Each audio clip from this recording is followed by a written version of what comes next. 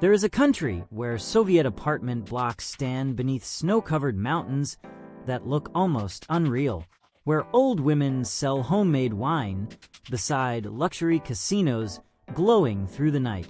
A place where church bells echo across narrow streets, while techno music shakes underground clubs until sunrise. At midnight, strangers still invite each other to dinner. And in the morning, entire families gather around tables overflowing with bread, cheese, grilled meat, and wine poured from bottles with no labels. The air smells of smoke, coffee, rain, and fresh khachapuri drifting out of basement bakeries. Taxi drivers debate politics like professors. Grandmothers cross themselves as they pass ancient churches older than many countries. And somehow, despite all of this, most outsiders still think they understand Georgia. They don't, because Georgia is not the version people imagine before arriving. And the longer you stay here, the more complicated the country becomes. Not worse, just harder to simplify. If you believe the world deserves more honest storytelling than stereotypes and headlines, subscribe, because the truth about places is almost always more interesting than the myths built around them. Most people arrive in Georgia expecting a smaller version of Europe. Clean categories, clear identities, something easy to explain. But the moment you land in Tbilisi, that image starts collapsing. Because Georgia feels like several civilizations layered on top of each other. Persian influences, Russian scars, European ambitions, ancient Orthodox Christianity, Soviet architecture, Middle Eastern food culture, sometimes all on the same street. You see it immediately in the capital. Glass bridges beside medieval churches, luxury hotels beside crumbling courtyards with laundry hanging from balconies, old men playing backgammon, while teenagers film TikToks in front of graffiti-covered walls. Georgia sits at the crossroads between Europe and Asia, but emotionally, culturally, politically, it often feels like both and neither at the same time. And Georgians themselves debate this constantly. Some strongly identify with Europe. Others believe Georgia is something entirely unique. That tension shapes the entire country. You don't just visit Georgia. You feel its identity crisis everywhere. And strangely, that is part of what makes it unforgettable. But here's what outsiders miss. Georgia is not cold toward visitors. In fact, sometimes it is the opposite. Everybody talks about Georgian hospitality, but nobody explains what that actually means. Because in many countries, hospitality means politeness. In Georgia, it can mean becoming part of someone's family for a night. You may enter a restaurant as a stranger and leave sitting at a table covered in food you never ordered. Wine appears endlessly. Toasts become emotional speeches. A man you met 30 minutes ago suddenly calls you brother. And the strange thing is, it usually feels genuine. Georgia has one of the oldest wine cultures on Earth, dating back nearly 8,000 years. Wine here is not treated as luxury. It is memory, tradition, identity. The famous Georgian feast, the supra, is not really about food. It is about connection, about storytelling, about honoring guests. But hospitality here can also feel intense. Refusing food repeatedly may seem rude. Leaving too early can offend people. And the emotional openness surprises many visitors from more reserved cultures, especially in the countryside, because generosity here is tied deeply to survival and history. Georgia experienced invasions, occupations, economic collapse, and war. Communities survived through each other. That culture never disappeared. Even now, you can still feel it sitting at long dinner tables late into the night. Nobody prepares you for the driving. Not the travel blogs. Not the cinematic Instagram reels showing peaceful mountain roads. Because Georgian traffic operates on a kind of organized emotional improvisation. Cars merge without warning. Lanes become suggestions. Taxi drivers overtake on mountain roads while casually talking on the phone. Pedestrians somehow cross through moving traffic, while everything continues flowing around them. At first, it feels stressful, then oddly fascinating, because the chaos reflects something larger about Georgia itself. The country is still evolving rapidly, modernizing, expanding, reinventing itself, and you can feel that unfinished energy everywhere. Nothing feels perfectly controlled, but nothing feels lifeless either. Tbilisi especially feels alive in this chaotic way. Horns echo through narrow streets. Old Mercedes taxis climb steep hills. Street dogs sleep peacefully beside luxury cafes. Rain hits Soviet apartment windows, while neon casino signs glow through the fog.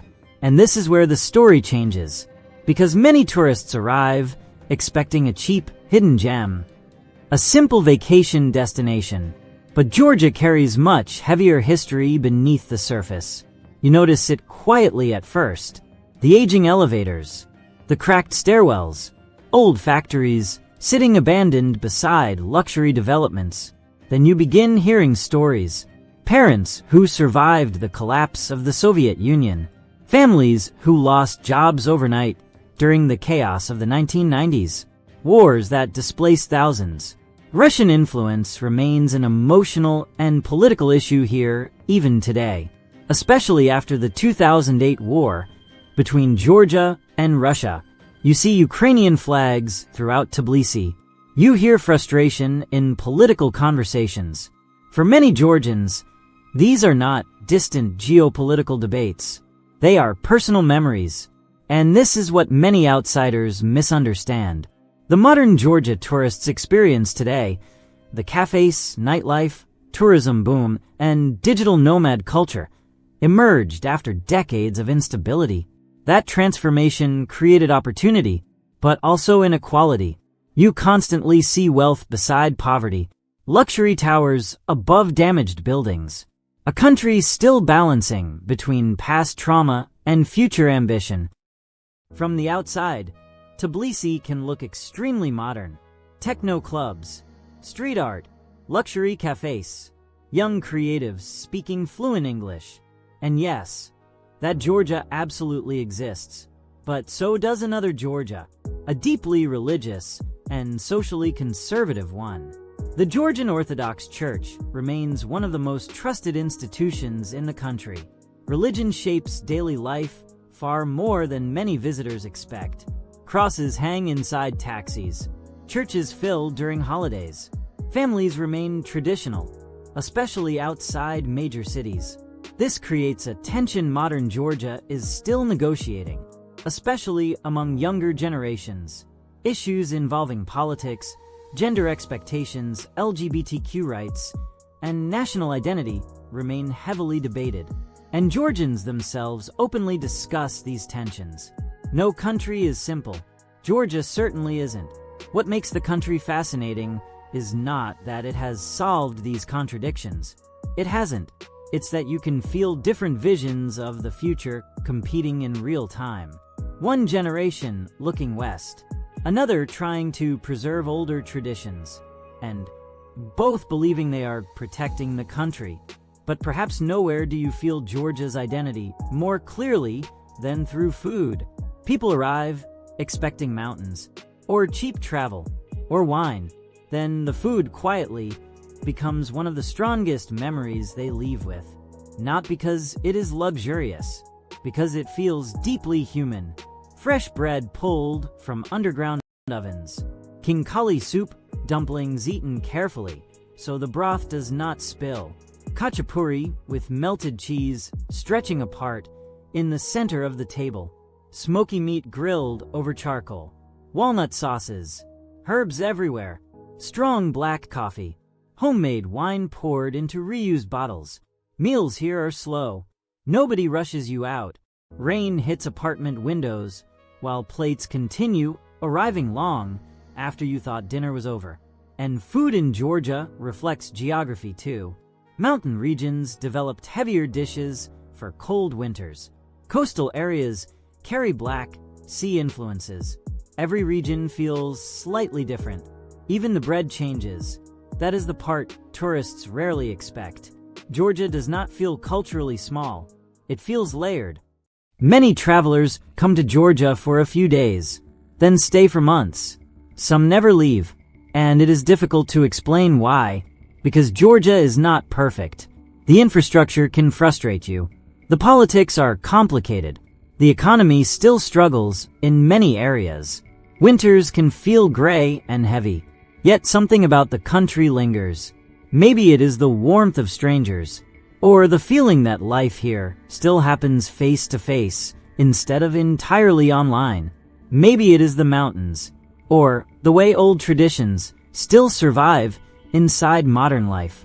Or maybe people simply feel less emotionally disconnected here. In many wealthy countries, efficiency replaced community long ago. Georgia still feels imperfectly human, messy, emotional, alive, and visitors feel that immediately, sometimes without understanding why. The strange thing about travel is that countries rarely disappoint us because they are worse than expected. They disappoint us because they are more complicated than the stories we were told. Georgia is not a fantasy paradise. It is not simply Europe, not simply post-Soviet, not simply traditional or modern. It is all of those things at once. A country still negotiating its identity between mountains, empires, religion, trauma, ambition, and globalization. And maybe that is why people become attached to it. Because Georgia reminds us that cultures are never one-dimensional. Neither are people.